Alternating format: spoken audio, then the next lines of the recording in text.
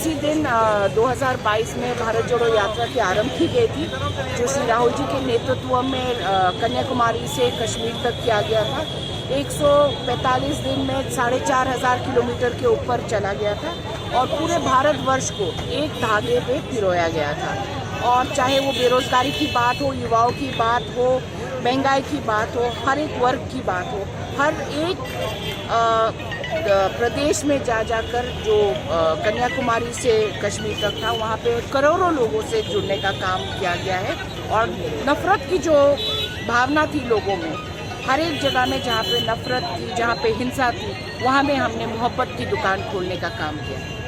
तो फिर से एक बार आज जब 1 साल पूरा हो रहा है, तो आज त्रिपुरा में, बल्कि पूरे देश में, हर एक ज़िले में, हर एक ब्लॉक में ये यात्रा फिर से किया जा रहा है 5 से 6 बजे तक। और यही उद्देश्य और यही संदेश लेके जा रहे हैं लोगों के बीच में कि हम सबको एक साथ जुड़कर आगे बढ़ना है और एक साथ भारत को एक उसमें पिरोना है और मोहब्बत की दुकान हर एक जगह खोलना है। Thank you.